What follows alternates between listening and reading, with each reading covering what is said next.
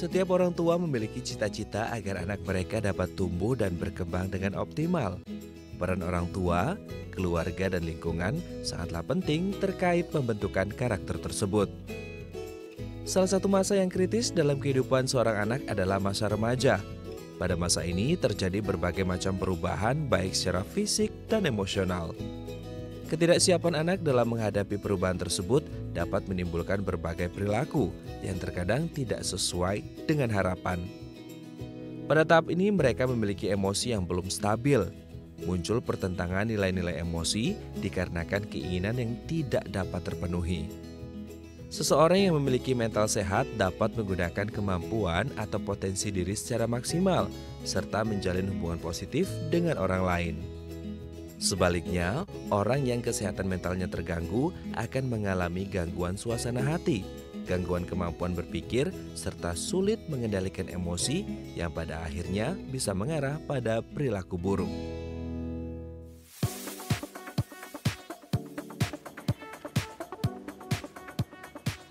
Halo pemirsa Bincang Sehati, apa kabar Anda hari ini? Semoga semuanya berada dalam kesehatan yang prima hari ini. Senang sekali, saya Ayu Sutomo 1 jam ke depan akan menemani Anda dalam program talk show yang penuh dengan informasi inspiratif, Bincang Sehati.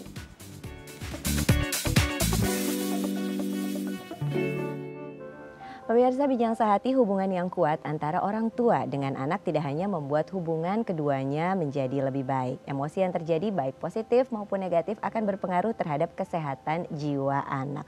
Oleh karenanya penting bagi setiap orang tua untuk memberikan sebanyak-banyaknya emosi positif pada buah hati mereka. Nah, topik itulah yang akan kita bahas di Bincang Sehati kali ini, yaitu tentang menjaga kesehatan jiwa anak. Untuk Anda yang punya pertanyaan seputar topik ini, line telepon 0212903244 kami buka untuk Anda, atau di Instagram @bincang_sehati_tv. Dan untuk membahas topik ini pemirsa, di studio Bincang Sehati sudah hadir bersama kita narasumber kita hari ini, yaitu Profesor Dr. Chin Wiguna, spesialis kedokteran jiwa konsultan yang merupakan psikiater anak dan remaja dari Rumah Sakit Cipto Mangunkusumo Jakarta. Prof, apa kabar? Baik, Ayu. Senang banget bisa ketemu hari ini. Terima kasih sekali waktunya untuk hadir di Bincang Sehati hari ini, Prof. Prof, kalau kemudian kita membahas tentang kesehatan jiwa yang masuk lingkup dari kesehatan jiwa itu sendiri, sebetulnya apa sih, Prof? Sebenarnya mungkin kita lihat dari definisi kesehatan jiwa dulu kali ya, Ayu ya. Kalau kita ngelihat, kita punya Undang-Undang Kesehatan Jiwa nomor 8 kalau tidak salah tahun 2014 yang mengatakan bahwa kesehatan jiwa itu adalah suatu kondisi di mana seorang individu, pastinya termasuk anak atau remaja, mampu merasakan dirinya sehat dan bahagia, mampu menghadapi tantangan yang datang dari sekitarnya, lalu mempunyai persepsi yang positif terhadap diri dan juga sekitarnya, serta mau menghadapi tantangan itu dengan sikap yang positif juga, serta dia mempunyai persepsi yang positif terhadap dirinya sendiri dan juga diri orang lain. Jadi luas banget kan ya sebenarnya ya. Nah, itu juga mencakup buat anak dan remaja, kita juga menggunakan definisi yang kurang lebih mirip. Jadi kita mendefinisikan kalau buat anak dan remaja berarti anak itu mampu gak sih menghadapi tantangan yang ada di sekitarnya, mampu gak dia bisa merasakan bahwa dirinya merupakan individu yang bahagia dan sehat, dan bisa gak menerima lingkungannya dengan cara yang positif. Dalam arti bisa gak sih mereka beradaptasi dengan cara yang positif dan mau menghadapi tantangan itu. Sehingga kan potensi dirinya bisa menjadi lebih baik, dalam arti lebih positif sebenarnya. Nah, Prof, kalau kemudian kita berbicara mengenai kesehatan jiwa, sebetulnya seberapa penting bagi setiap individu gitu ya pemirsa untuk mengetahui state of atau tingkatan dari kesehatan jiwa mereka tuh. Kalau orang sehat kan kelihatan ya, sedang secara fisik sedang sakit, sedang tidak enak badan gitu, akhirnya kan kelihatan. Tapi kalau misalnya terkait dengan kesehatan jiwa seringkali kan tidak kasat mata terlihat, tapi sebetulnya penting juga nggak sih Prof untuk kita mengetahui kita dalam kondisi kesehatan jiwa yang seperti apa nih gitu, Prof? Nah, kita kalau bicaranya skopnya mungkin kita perkecil dulu kali ya, Ayu ya. Kita bicara pada anak dan remaja kan ya pada hari ini ya. Jadi kalau pada anak dan remaja itu kan pasti kan ada tahapan perkembangan kan ya. Setiap tahapan perkembangan dari setiap usia atau kelompok usia kan berbeda-beda kan ya. Nah, jadi kalau setiap anak sudah perkembangannya tidak sesuai dengan tahap perkembangan yang memang pada umumnya terjadi pada seorang anak, berarti kan dia sudah kita waspadai ada apa dengan perkembangannya mereka. Sedangkan kalau kita bicara kesehatan jiwa itu kan lebih term kita ngelihat bahwa persepsi kan tadi saya bilang kan. Jadi kita bisa lihat gak anak ini sehat dan bahagia. Nah, kalau sehat itu berarti kita kembali ke definisi sehat kalau menurut WHO ya, atau Organisasi Kesehatan Sedunia. Sehat itu artinya adalah kan orang terbebas dari masalah fisik, sosial, dan juga kesehatan jiwa kan. Sehingga dia bisa berfungsi dengan baik, kualitas hidupnya baik. Nah, jadi kalau buat seorang anak dan remaja, di mana kalau kita udah lihat bahwa kualitas hidup mereka tidak baik, kualitas hidup yang paling mudah kita lihat apa? Mereka kan dalam usia sekolah, berarti kita lihat mampu gak menghadapi kehidupan di sekolah dengan baik, dengan tantangannya, relasi dengan teman-teman sebaya, atau remaja juga kurang lebih sama, bisa gak menghadapi peer pressure-nya dengan baik, atau tekanan dari teman sebaya, menghadapi segala macam apa yang terjadi pada kehidupan mereka dengan baik. Kalau pada anak balita berarti kan lebih muda lagi kan ini kan. Mereka bisa gak sih merasa nyaman berada di dalam rumah bersama orang tuanya, dan bisa gak mereka semuanya ini mengekspresikan diri mereka sebagai seorang anak dan remaja yang baik, dalam arti bisa merasakan bahagia, bisa menghadapi tantangan, dan mau menjawab tantangan kalau diberikan. Oke, berarti itu takarannya kalau kemudian kita berbicara kaitannya dengan kesehatan jiwa anak dan remaja. Kita bisa memberikan checklist atau pengukurannya dari kondisi-kondisi tadi gitu ya Prof ya, melihat bagaimana dia di sekolah, bagaimana kemudian dia menjawab semua tantangan yang ada atau hadir pada dirinya, kemudian dia terlihat bahagia, siap untuk menghadapi berbagai macam hal yang kemudian datang pada itu. Kita bisa masukkan itu sebagai kondisi untuk melihat sebetulnya sehat jiwanya atau tidak dari sana gitu ya Prof. Oke, nah Prof, tapi kalau kemudian permasalahan kemudian muncul dalam aspek-aspek tersebut gitu, seperti yang Prof tadi sampaikan. Sebetulnya itu pengaruhnya terhadap anak dan remaja tersebut akan sampai sejauh apa sih Prof?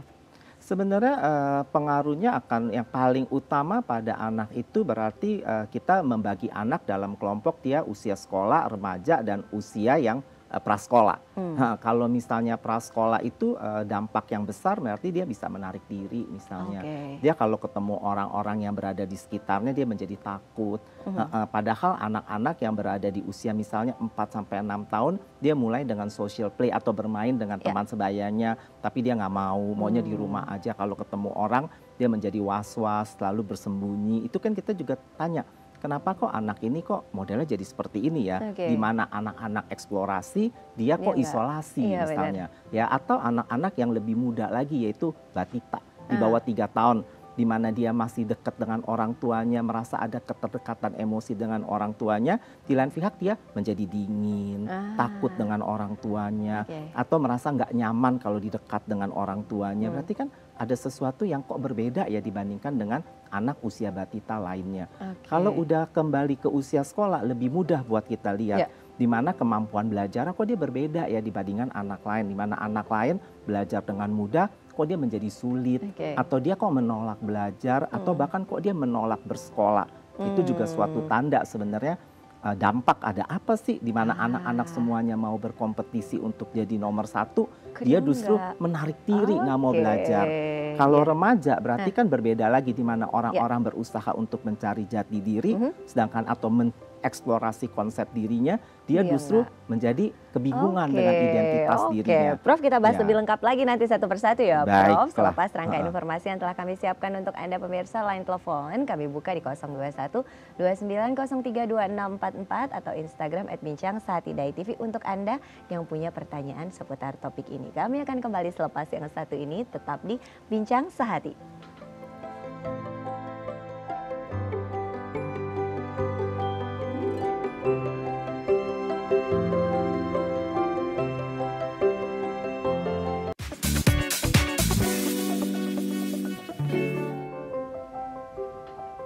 Terima kasih pemirsa, Anda masih bersama kami di Bincang Sehati membahas topik tentang menjaga kesehatan jiwa anak. Untuk Anda yang punya pertanyaan seputar topik ini, line telepon 021 2903 2644. Kami buka untuk Anda atau di Instagram @bincang_sehati_dai_tv. Dan sekarang mari kita lanjutkan pembahasan topik ini masih dengan Profesor Dr. Chin Wiguna, spesialis kedokteran jiwa konsultan yang merupakan psikiater anak dan remaja. Prof, kita lanjut pembahasan yang tadi. Artinya adalah ketika terjadi sesuatu pada anak, maka efeknya itu bisa seperti yang Prof sampaikan tadi, keluar dari terlihat dari kondisi di sekolah, di rumah, bagaimana dia bersosialisasi, bagaimana relasinya dengan orang tua, itu kita bisa melihat sebetulnya dari situ gitu ya Prof ya. Nah, kalau kemudian kita menarik ke penyebab Prof, sebetulnya hal-hal tersebut atau permasalahan-permasalahan kejiwaan yang terjadi pada anak, itu penyebabnya apa sih Prof? Iya, yuk. Sebenarnya kalau kita bicara tentang penyebab itu agak sulit juga. Oleh karena sampai saat ini penyebab setiap gangguan yang terjadi belum diketahui dengan pasti. Namun kita selalu mengatakan ada faktor resiko sih sebenarnya. Nah, faktor resiko itu merupakan faktor yang terjadi, bukan faktor yang terjadi, faktor interaksi antara faktor biologik dan juga faktor psikososial. Jadi kita bilang faktornya adalah biopsikososial. Atau yang terakhir ini banyak yang dibicarakan adalah berkaitan dengan faktor epigenetik sebenarnya. Yaitu faktor genetik yang berkaitan dengan atau berinteraksi dengan faktor lingkungan. Maksudnya faktor biologik misalnya faktor genetik, memang dari sananya atau dari bawaannya sudah ada gen-gen yang membuat seseorang anak bisa mempunyai karakteristik tertentu. Namun apakah karakteristik ini muncul dalam perilaku anak sehari-hari atau ekspresi emosi anak sehari-hari, tergantung bagaimana lingkungan yang memicu atau tidak memicu masalah gen ini muncul atau tidak ekspresinya. Nah, jadi ada interaksinya. Nah, bisa juga terjadi oleh karena adanya gen tersebut yang menyebabkan otak seseorang anak berkembang tidak seperti otak anak-anak pada umumnya. Sehingga mau diapakan pun memang fenomena itu akan muncul. Namun sikap lingkungan atau faktor psikososial ini bisa membuat apakah kondisi itu jadi lebih berat atau tidak jadi lebih berat. Jadi tergantung ya, itu jadi faktor biologik. Nah, sedangkan faktor psikososial banyak banget kan. Faktor pola asuh misalnya dari orang tua, faktor struktur keluarga, faktor lingkungan di mana anak ini hidup, ya semuanya akan berpengaruh terhadap kehidupan atau pertumbuhan dan juga perkembangan seseorang anak, termasuk perkembangan dari jiwanya itu sendiri. Jadi dua faktor tersebut gitu ya Prof, yang menentukan apakah akan potensi permasalahan jiwa pada anak itu dipengaruhi oleh dua faktor tersebut. Prof, kalau kemudian berbicara mengenai faktor psikososialnya tadi gitu, itu kan kaitannya erat dengan pola asuh, dengan bagaimana anak dibesarkan. Tadi Prof juga sempat sampaikan terkait dengan struktur keluarga seperti apa. Nah Prof, kalau kemudian berbicara mengenai pola asuh apa yang sangat rentan Prof sebetulnya untuk menjadi pematik atau pemicu jika memang sudah ada permasalahan pada biologiknya itu Prof, itu bagaimana? Nah, jadi kalau kita ngelihat dari pola asuh, kita mengenal sih ada beberapa tipe pola asuh secara general sih, secara umum. Misalnya pola asuh yang bersifat yang paling baik tentunya adalah yang bersifat authoritarian kali. Jadi dalam arti lebih demokratis kali ya, di mana orang tua mau mendengarkan anaknya, memberi kesempatan kepada anaknya untuk mengemukakan apa yang dia rasa, apa yang dia pikir, dan orang tua bisa menerimanya dengan baik. Tergantung apakah pemikiran anak itu bersifat positif atau negatif. Dalam arti kan setiap anak itu kan masih tumbuh dan berkembang, mempunyai pemikirannya tentu tidak lebih canggih dibandingkan orang tuanya. Tapi kalau diberi kesempatan dan orang tuanya mau memberikan respon yang positif terhadap apapun yang anaknya kemukakan, berarti kan anaknya kan didukung potensinya oleh orang tua dan lingkungan sekitarnya. Nah, sedangkan kedua pola asuh yang lain, misalnya pola asuh yang permisif, cenderung memberikan apa yang anaknya mau, dikasih aja semuanya. Akibatnya apa, yang kalau dia terlalu permisif, anaknya itu mempunyai ambang toleransi terhadap frustrasinya jadi rendah. Oleh karena terbiasa apa yang dia minta, apa yang dia inginkan, apa yang dia harapkan selalu diwujudkan oleh orang tuanya. Kita tahu bahwa anak tumbuh dan berkembang, semakin hari permintaannya akan semakin kompleks. Nah, sampai orang tuanya nggak bisa, dia tidak bisa menahan karena ibarat mobil remnya nggak kuat. Jadi akibatnya blong. Jadi setiap kali dikatakan tidak, dia bisa meledak-ledak, dia bisa marah. Itu problem kalau orang tuanya terlalu permisif. Atau satu lagi adalah orang tuanya yang berada di ekstrim terlalu otoriter.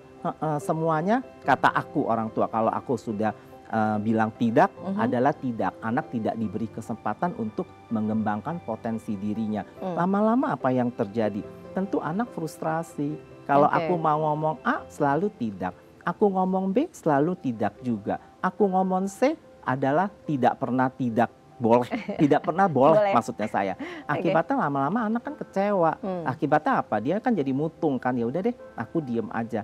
Toh setiap kali aku kemukakan apa ideku tidak pernah bisa diterima, tidak pernah dianggap. Jadi lama-lama dia semakin menarik diri, menarik diri, menarik diri. Atau dia semakin berontak, berontak, berontak.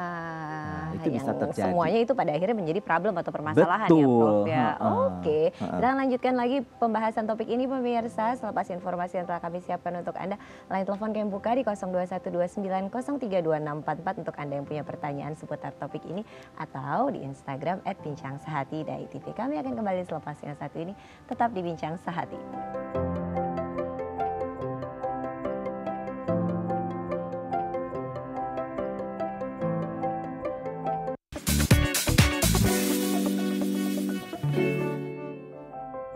Terima kasih pemirsa, Anda masih bersama kami di Bincang Sehati, membahas topik tentang menjaga kesehatan jiwa anak. Untuk Anda yang punya pertanyaan seputar topik ini, line telepon 0212903244 kami buka untuk Anda, atau di Instagram @bincangsehati.tv. Dan sekarang mari kita lanjutkan pembahasan topik ini masih dengan Profesor Dr. Chin Wiguna, spesialis kedokteran jiwa konsultan yang merupakan psikiater anak dan remaja. Prof, kalau kemudian tadi kita sudah membahas tentang pola asuh, sekarang geser dikit nih Prof, tentang struktur keluarga. Seringkali kemudian anak berada dalam kondisi struktur keluarga yang kurang ideal. Let's say misalnya seperti ada keluarga yang tidak lengkap atau mungkin broken home. Itu seberapa jauh sebetulnya kemudian menjadi faktor terhadap munculnya permasalahan kesehatan jiwa pada anak, Prof?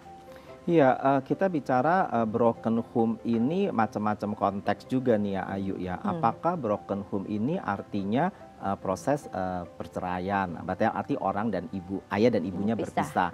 Atau broken home itu bisa juga terjadi misalnya dalam keluarga yang ada banyak kekerasan di dalam rumah tangga. Oh, itu termasuk broken home. Ya, kita anggap broken home juga, dia hidup di dalam kehidupan yang keluarganya kan tidak bahagia, tidak koheren kan artinya kan, di mana antara orang atau ayah dan ibunya seringkali terjadi tindak kekerasan dan mereka menjadi saksi mata yang hidup terhadap kekerasan yang terjadi dalam keluarga itu sendiri. Tentu dampaknya berbeda. Kalau saya mungkin lihat dulu dari misalnya struktur keluarga yang tidak utuh misalnya, yang terjadi proses perceraian misalnya. Ya tergantung sih proses perceraian itu sebenarnya. Kalau proses perceraian itu dalam tanda kutip damai, artinya orang tuanya tetap ya udah kamu mempunyai cara hidupmu sendiri, aku punya cara hidup, tapi untuk membesarkan anak kita berdua tetap bersama. Kan sebenarnya nggak berpengaruh juga buat kehidupan anak kan. Yang terjadi adalah proses perceraian itu menjadi proses permusuhan antara orang tua, ayah dan ibu. Akibatnya kan anak melihat apa yang tadi saya katakan kan, seperti kekerasan juga kan, orang tuanya ribut, berebutan anak, atau berebutan menunjukkan aku lebih mengasihi kamu, aku lebih apa ya, lebih sayang sama kamu, bukan ayahmu, bukan ibumu. Nah anak kan jadi bingung. Harusnya kan aku disayang oleh ayah dan ibuku. Kenapa kalau aku sama ayahku misalnya, lalu dalam tanda kutip ibuku kok kayaknya jadi kurang ya di mata ayahku. Atau ketika aku bersama ibuku, kelihatannya ayahku kok ada kurangnya ya. Jadi kan anak jadi bingung ya kalau seperti ini ya. Dan dengan demikian di dalam proses perkembangan mereka, dengan kebingungan yang ada, mereka mau tanya sama siapa? Dia tanya sama ibunya, bukan ayah nggak begitu. Ibunya dengan egonya, enggak, ayahmu memang seperti itu. Atau dengan ayahnya, ya ibu kan nggak seperti ini, tapi ayah dengan egonya enggak, memang kamu harus hati-hati seperti ini. Jadi membuat anak bimbang dan ragu terus-menerus. Lalu kalau mereka tidak mempunyai keluarga lain yang mendukung, kita beruntung nih di Indonesia, kita kan extended family. Ada nenek, ada kakek, mungkin kalau mereka mendapatkan perhatian dan penjelasan yang dibutuhkan, ya mereka kan bisa menerima, oh seperti itu ya. Tapi kalau tidak, lalu mereka harus kemana? Nah itu baru bisa memicu masalah-masalah tertentu kali ya Ayu ya. Jadi root problemnya itu dari kebingungan yang kemudian dirasakan oleh anak atas ketidakjelasan relasi ibu dengan ayah seperti apa, begitu ya. Dan mereka kan diseret-seret terus kan. Sebenarnya struktur keluarga yang baik harusnya struktur keluarga yang bentuknya segitiga Bowman, kita bilang ayah, ibu dan anak saling sinergi membentuk suatu segitiga sama sisi sebenarnya. Prof, sudah ada penelpon yang siap bergabung dengan kita. Kita sapa penelpon kita terlebih dahulu ya, Prof. Halo. Halo. Mana itu? Halo, Bincang Sehati. Halo, iya Bu. Iya, dengan siapa di mana Ibu? Ibu Lanoli dari Medan. Oke. Tapi di TV ini nggak muncul ya Mbak, tapi bisa saya dengar. Ya, baik. Tidak apa-apa Ibu. Silakan pertanyaannya Ibu Lanoli. Saya punya anak 2. Ini yang nomor 2 baru masuk mahasiswa. Waktu SMA saya nggak kasih HP karena udah dengar-dengar dari Mbak psikolog ya. Karena saya lihat kecenderungannya untuk HP itu sangat tinggi sekali main gamenya. Nah sekarang saya lihat terakhir ini dia agak terlalu ini sekali, tanpa disuruh stop dia tidak stop, tanpa diawasi dia tidak, padahal dia kan udah mahasiswa sekarang baru 1 semester ya Mbak ya.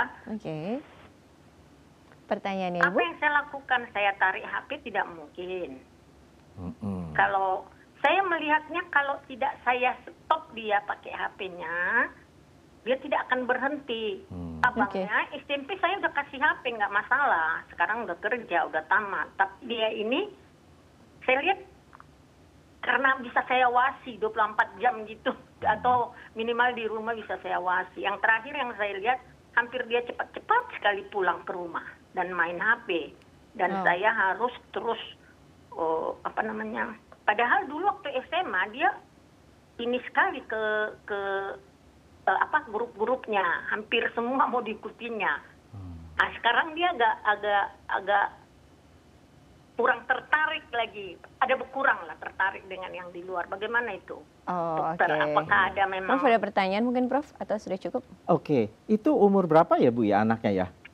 Sekarang udah 19 tahun, tapi karena saya lihat kecenderungannya sangat tertarik sekali, kata abangnya juga iya. Jadi dia baru saya kasih HP. Tapi main game terus tanpa saya suruh berhenti, dia tidak akan pernah berhenti. Jadi saya awasi terus. Dia menggunakan HP-nya untuk apa ya Bu ya? Main game. Main game. Baik. Main game, ya memang film yang lain tanding-tanding ada juga, tapi karena saya tegur kalau saya bolehkan. Mungkin. Satu pertanyaan yang paling penting saya pikir, tapi waktu kecil kan ada kasus yang di Medan ya Pak ya dokter ya. Kan gambar-gambar demikian. Tapi saya lihat dia itu kayak gitulah kayaknya gambar-gambarnya, lukisan-lukisannya, tapi masih waktu SD kayaknya. Apakah ada hubungannya? Gambar. Gambar apa ya Bu ya? Iya. Ya seperti gambar, saya nggak bisa menggambarkan, tapi seperti ada yang contoh yang membunuh anak balita itu. Apakah ada hubungannya? Sementara yang dulu yang ditonton cuman main PS dengan TV. Baik Ibu, terima kasih atas partisipasinya di Bincang Sehati. Kami coba jawab bersama di sini. Silahkan Prof. 19 tahun baru diberikan handphone, lalu cenderung main game terus-terusan. Kalau tidak diberhentikan oleh orang tua, tidak stop. Itu bagaimana? Ya ini menarik juga ya, karena harusnya pada usia 19 tahun itu dia udah di masa remaja akhir menjelang dewasa muda, betul ya. Harusnya dia udah mempunyai kesadaran dirinya, harusnya anak yang berada atau remaja ini harusnya sudah mempunyai konsep diri, cita-cita, udah tahu kira-kira saya kepengen jadi apa ya. Lalu pada remaja ini adalah kok dia kembali main game, artinya dia kok jadi fokus main game. Tadi Ibu sempat bilang bahwa dia buru-buru pulang untuk main game, kok kelihatannya dia tidak mengembangkan potensi yang ada dalam diri dia, malah dia jadi sepertinya kok regresi ya bermain game gitu loh ya, untuk mendapatkan kenikmatan pada dirinya dia. Nah jadi sebenarnya buat saya hanya asumtif nih ya Ayu ya tentunya, karena saya tidak memeriksa, tidak wawancara secara mendalam. Jadi saya cuma berasumsi, saya agak khawatir apakah pada remaja ini ada seperti dalam tanda kutip kok isolasi sosial ya. 19 tahun kan orang kan udah dewasa muda, mau cari pacar, mau cari temen, mau merasa kalau berada di dalam lingkungan orang seumuran dia bisa merasa bangga. Aku udah bisa ini, aku udah bisa itu. Kalau dia enggak nih, apakah ada sesuatu yang dalam diri dia? Misalnya apakah remaja ini cenderung remaja yang rendah diri misalnya, sehingga dia tidak bisa memberikan eksistensi diri dia dengan teman-teman sebaya dia. Jadi aku menarik diri aja deh. Menarik diri paling gampang dia main kan. Karena dia kan mengalihkan kan kecemasan dia bahwa saya kurang ini dialihkan dengan main game. Sehingga dia kan menurunkan ketegangan dalam diri dia. Apakah ada itu? Ataukah jangan-jangan dia bisa juga kalau kayak gini lama-lama kita takutnya jadi kecanduan kan bermain game. Jadi game addiction misalnya, kita takutnya seperti itu. Atau jangan-jangan dia ada merasanya dia sebenarnya self esteemnya cukup baik, tapi dia merasa nggak fit dengan lingkungan yang ada di sekitarnya dia. Atau lingkungannya itu nggak bisa menerima dia seutuhnya, sehingga dia tersisihkan. Akibatnya dia mundur untuk main game. Yaitu tapi untuk tahu apa yang menjadi penyebabnya tentu harus konsultasi langsung dengan ahli. Karena kita nggak bisa tahu apa yang ada di dalam pikiran seseorang. Pertanyaan yang satunya nanti ya Prof, selepas informasi yang telah kami siapkan untuk pemirsa. Line teleponnya 021 29032644 yang buka untuk Anda, atau di Instagram @bincang_sehati.tv. Kami akan kembali selepas yang satu ini, tetap di Bincang Sehati.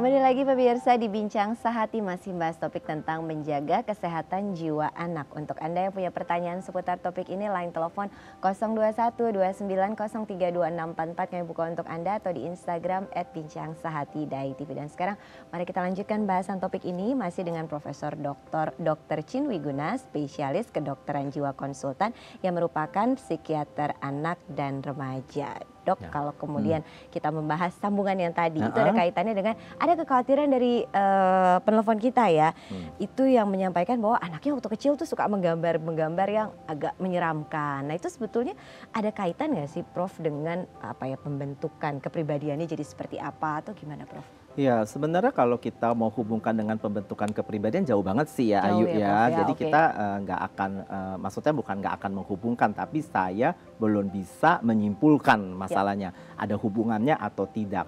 Karena kalau saya lihat gambar itu memang salah satu bentuk sih buat anak untuk mengekspresikan pikiran dan perasaan dia. Tentunya tergantung dari usia anak juga kan ya. Karena kan gambar itu sebenarnya kemampuan abstraksi kan sebenarnya ya. Misalnya kalau anak-anak di usia SD lalu dia menggambar-gambar yang dia serem, apakah maksud gambar-gambar yang menyeramkan dalam tanda kutip, atau gambar-gambar yang penuh dengan kekerasan, apakah itu berkaitan dengan fantasi dia yang memang dengan penuh kekerasan atau tidak, ya kita nggak tahu juga. Karena saya punya juga beberapa klien anak yang datang ke saya lalu gambar macam-macam.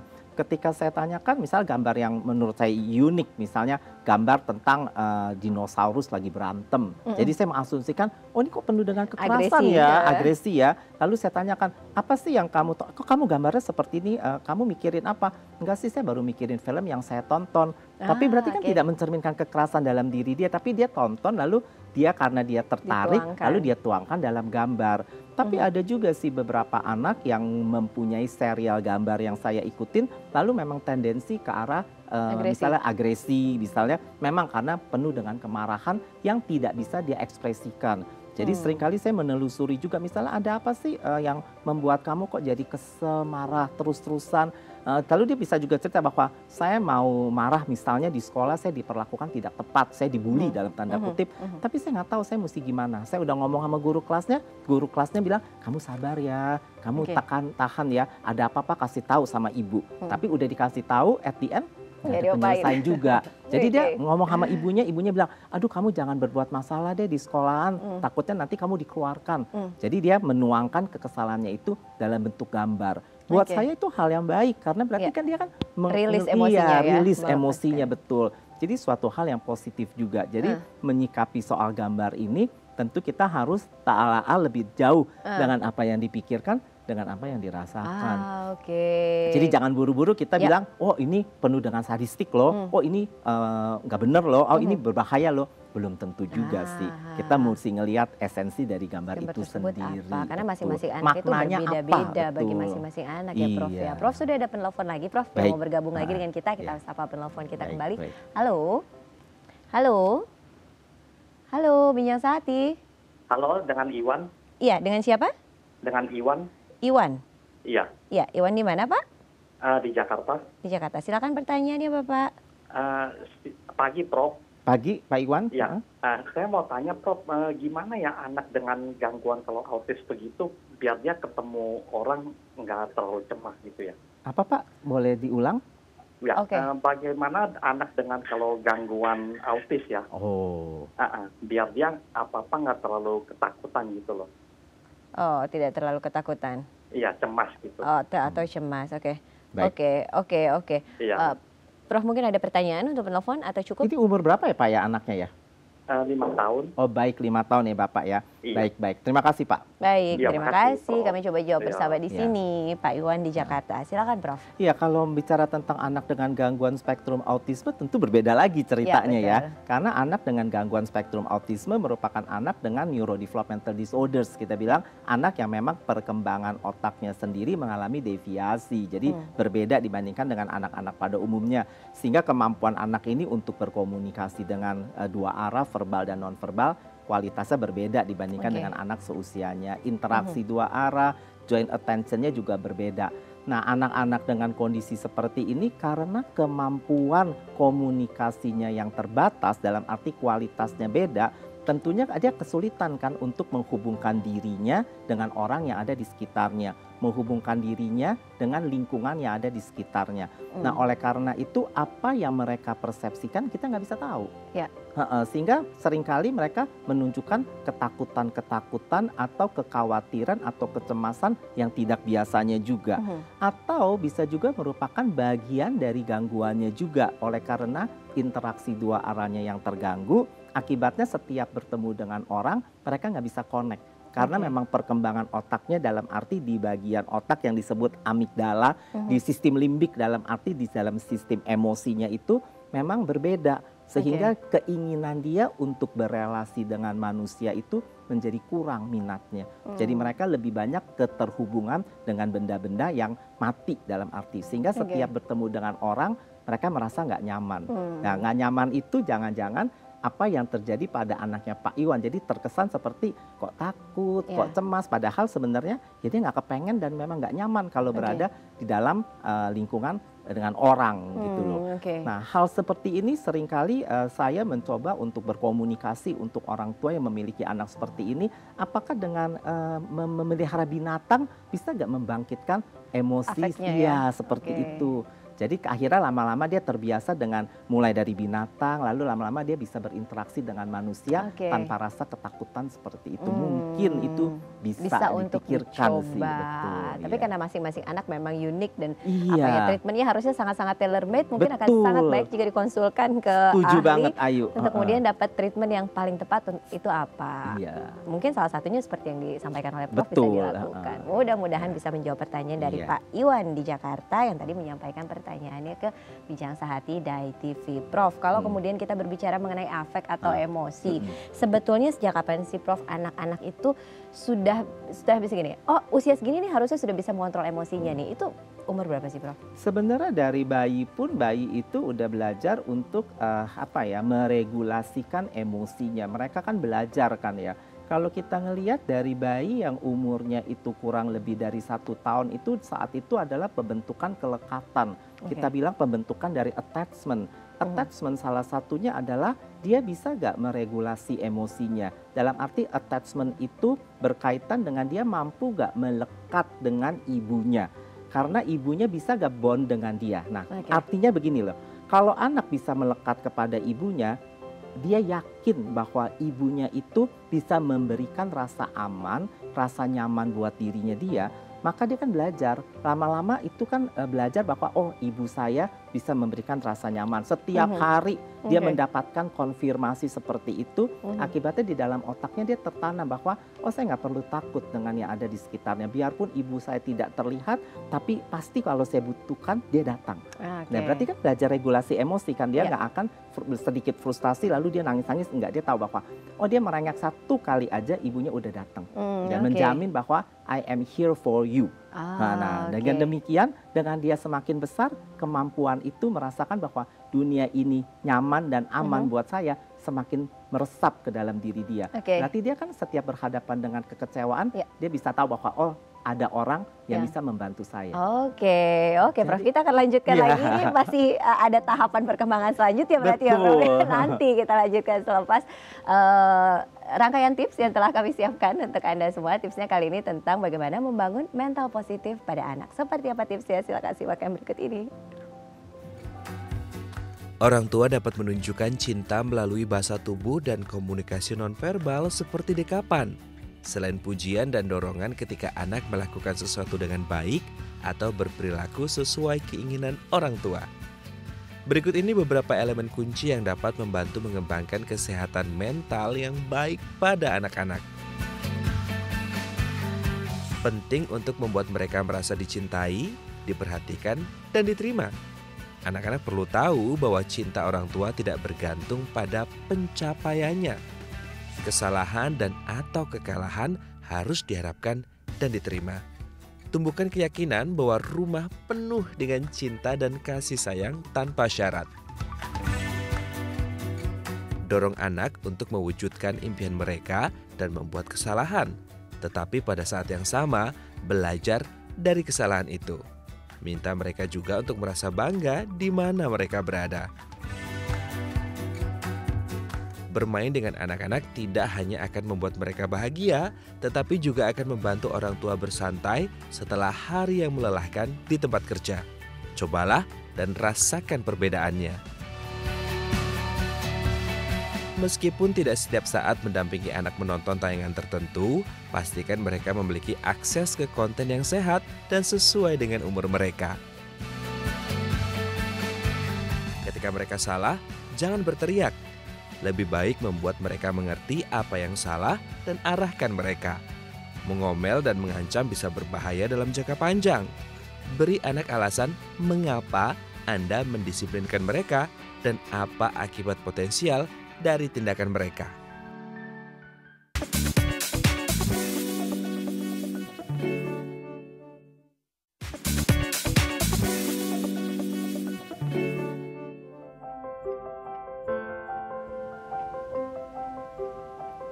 Terima kasih pemirsa, Anda masih setia bersama kami di Bincang Sehati, bahas topik tentang menjaga kesehatan jiwa anak. Untuk Anda yang punya pertanyaan seputar topik ini, line teleponnya masih kami buka di 0212903244 atau Instagram @bincangsahatidai.tv. Dan sekarang mari kita lanjutkan pembahasan topik ini masih dengan Profesor Dr.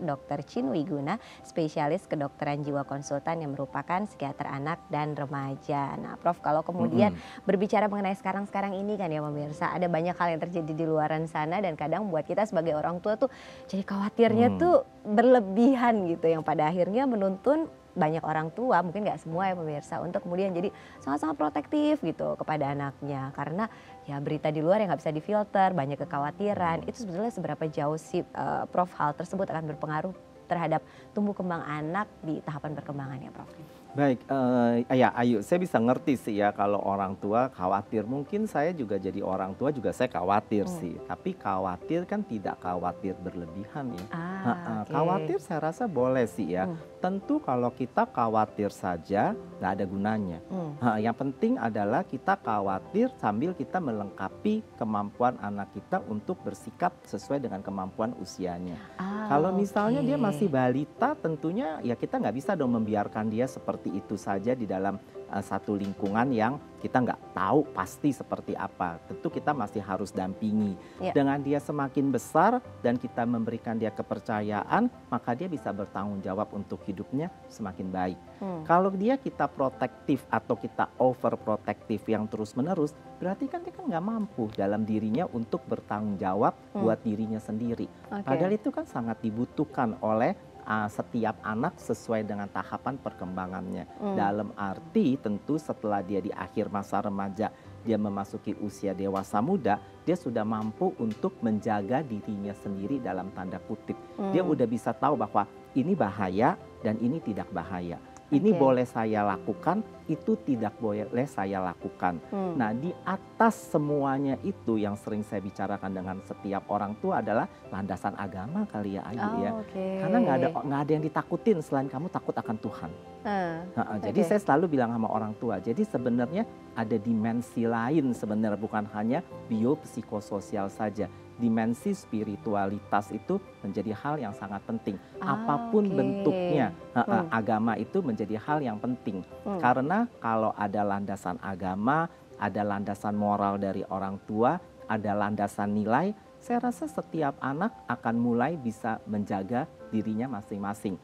Sehingga orang tua bisa melepas anaknya, atau orang tua bisa merasa bangga anak saya ini udah mampu loh menjaga dirinya sendiri. Ya, khawatir jadi, boleh. Ya betul, jadi kekhawatiran itu harus juga disertai dengan tindakan untuk menghilangkan kekhawatiran tersebut. Yang menurut Prof tadi adalah landasan agama, nilai moral, itu penting untuk diajarkan. Supaya kalaupun lagi nggak sama kita, dia tetap tahu ya Prof, mana yang benar, mana yang salah gitu loh pemirsa. Iya, Prof, tapi kemudian ketika berbicara untuk memasukkan value-value agama, value-value moral dalam diri anak, yang pada akhirnya itu harus menjadi pegangan mereka saat mereka pun tidak bersama dengan kita. Itu sebetulnya cara yang paling efektif bagi orang tua untuk memasukkan value-value itu, sehingga pada saat nanti gak sama orang tua tetap loh mereka berpegang pada itu. Itu dimulainya dari mana sih Prof? Saya rasa harus mulai dari kecil ya. Sejak kecil pun, dalam arti kecil ini sejak dia usia batita, dengan memasukin unsur-unsur moral yang sederhana. Misalnya bahwa kamu ini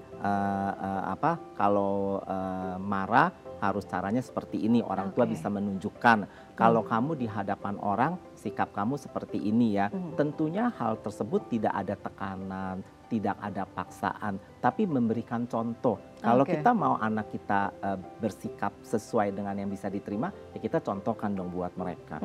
Ya mungkin sekali-kali sebagai orang tua bisa juga kepleset sih sebenarnya. Tapi jangan sungkan-sungkan bisa meminta maaf kepada anaknya. Maaf ya, ayah seperti ini, maaf ya ibu seperti itu. Tapi harusnya kamu nggak boleh loh. Tadi saya khilaf loh. Dengan demikian anak bisa mengerti. Jadi intinya yang saya mau kemukakan adalah adanya keterbukaan antara apa yang orang tua inginkan dan apa yang anaknya harus lakukan. Dan juga ada keterbukaan dari anaknya. Kalau saya tidak sanggup, bisa gak saya dibantu? Dengan demikian apa sih intinya, komunikasi kan harus efektif ya antara orang tua dengan anak. Yang sering kali terjadi kan orang tua merasa, aduh aku jangan ngomong kayak gini nanti anakku kecewa. Atau anak bilang, aku nggak boleh kayak gitu nanti orang tuaku marah. Akibatnya di depan orang tua baik, di belakang orang tua ya nggak tahu apa yang terjadi. Jadi itu yang saya pikir komunikasi efektif dan membangun rasa percaya menjadi dua hal atau menjadi dua pilar yang utama ya. Di samping yaitu menanamkan unsur agama pastinya. Jadi harus ada kepercayaan antara orang tua dengan anak, anak juga dengan orang tua gitu ya Prof. Dan ada keterbukaan juga Ayu. Dan keterbukaan itu menjadi penting baik untuk orang tua ke anak, anak ke orang tua. Walaupun kadang-kala sebagai orang tua ya pemirsa seringkali mau membicarakan, aduh salah nih, itu kayak ada gengsi atau gimana gitu ya Prof. Nah itu dia, saya rasa kalau orang tua itu bisa humble ya, dia akan secara terbuka untuk mengakui bahwa saya salah. Ya, di etian kan anak tahu bahwa orang tuaku kalau kayak gitu adalah salah. Jadi aku nggak boleh contoh. Prof, ada penelpon yang siap bergabung dengan kita. Kita sapa penelpon kita kembali. Halo. Halo Bincang Sehati. Halo Bincang Sehati. Halo. Iya, dengan siapa di mana? Dengan Desi di Bandung. Desi di Bandung, silakan pertanyaannya. Bagaimana agar anak bisa mengatakan tidak karena dia kurang bisa membela hak-hak dirinya, supaya dia bisa memprioritaskan dirinya, supaya lebih mencintai dirinya gitu. Usia anaknya berapa, perempuan atau laki-laki? Kenapa? Usia anaknya? 17 mau 18. 17 sampai 18. Ini dengan Desi sendiri kah? Kenapa? dengan Desi sendiri kah atau ada anak yang lain? Iya, sudah. Oh, oke, baik, kami coba jawab bersama di sini. Terima kasih atas partisipasinya di Bincang Sehati. Silakan Prof. 17-18 tahun masih susah bilang tidak gitu. Ini menarik sekali juga ya. Seperti kita tahu bahwa untuk bisa mengatakan tidak sebenarnya kita udah ajarin dari kecil sih ya. Dari kecil banget udah belajar untuk how to say no. Misalnya contoh yang paling simpel adalah ada orang asing mau mencium anak yang 3 tahun. Anaknya harus belajar no, karena aku nggak kenal kamu. Bagian tubuhku adalah milik orang tuaku dan diriku sendiri, jadi nggak boleh. Nah, dia udah diajarin tuh dari kecil. Jadi makanya kalau oleh karena itu maksudnya saya sejak kecil itu anak udah ditanamkan mana yang boleh dan mana yang tidak boleh. Jadi kan udah diajarkan how to say no. Untuk mengatakan tidak dari kecil. Kalau sampai 17-18 tahun dia masih sulit mengatakan tidak, saya khawatir juga apakah anak ini tidak terlalu di overproteksi sebenarnya oleh orang tuanya, karena sejak kecil hidup di dalam lingkungan yang aman, nyaman, everything is yes. Jadinya begitu sampai keluar dia kan taunya aman, nyaman, harus iya. Atau bisa juga kebalikannya, hidup di dalam keluarga yang sangat otoriter. Kamu nggak boleh ngomong tidak. Kalau kamu ngomong tidak, ada konsekuensi yang akan kamu hadapi. Jadi takut. Begitu hidup di masyarakat di usia 17-18 kan udah di lingkungan masyarakat lebih banyak. Sulit untuk mengatakan tidak, jadi sungkan karena takut ditolak. Nah kalau kayak gini sepertinya bisa dilatih nggak sih Prof? Harusnya dilatih. Saya bilang dari kecil dia udah harus diajarin untuk ngomong tidak, dan orang tua itu harus berbesar hati. Kalau anaknya diminta mau nggak anak ini, enggak, saya nggak suka. Oh ya udah, kalau kamu untuk yang 17 tahun ini melatihnya mungkin dia tentu dia harus konseling kali ya, harus menjalani sesi terapi agar dia bisa belajar untuk lebih confident untuk bisa mengatakan tidak. Betul. Jadi itu bisa untuk dilakukan, tapi pada prinsipnya masih bisa untuk dilatih dan kemudian bisa untuk diubah dengan diketahui penyebabnya itu apa. Betul. Nggak bisa bilang tidak begitu ya Prof. Terakhir dong terkait dengan topik kita kali ini, menjaga kesehatan jiwa anak yang bisa dilakukan oleh orang tua terhadap anaknya. Singkat saja silakan Prof. Saya rasa yang paling penting adalah buat orang tua itu bisa memahami apa yang anak pikirkan dan rasakan. Sehingga kalau orang tua bisa memahami anaknya dengan baik, berarti anaknya bisa bisa mempunyai atau bisa lebih secure bahwa saya ini dimengerti dan saya ini difahami, sehingga saya bisa tumbuh dan mencari potensi yang ada dalam diri saya, dan kedua orang tua saya selalu melindungi saya. Jadi makanya potensi dirinya akan terus berkembang. Karena anak merasa aman bahwa orang tua ada untuk melindungi dan siap untuk memberikan dukungan atas apapun yang terjadi pada anak. Begitu ya Prof? Setuju banget, Ayu. Bagaimana pemirsa, sudah bisa untuk diterapkan di rumah? Harusnya bisa ya Prof? Harusnya bisa. Harusnya bisa untuk anak-anak kita yang lebih sehat jiwa. Prof, terima kasih waktunya hadir di Bincang Sehati. Terima kasih juga untuk Anda yang telah berpartisipasi dan menyaksikan Bincang Sehati kali ini. Kritik saran kami tunggu di SMS 08 89 8100 5000, atau Anda bisa bergabung di Instagram kami untuk informasi terbaru seputar Bincang Sehati, atau kalau punya pertanyaan terkait dengan topik juga bisa disampaikan di @bincang_sehati.tv. Jangan lupa untuk ikuti juga Facebook dan YouTube kami di Bincang Sehati Dai TV. Akhirnya saya Ayu Sutomo undur diri. Saksikan terus Bincang Sehati hanya di Dai TV. Terima kasih dan sampai jumpa.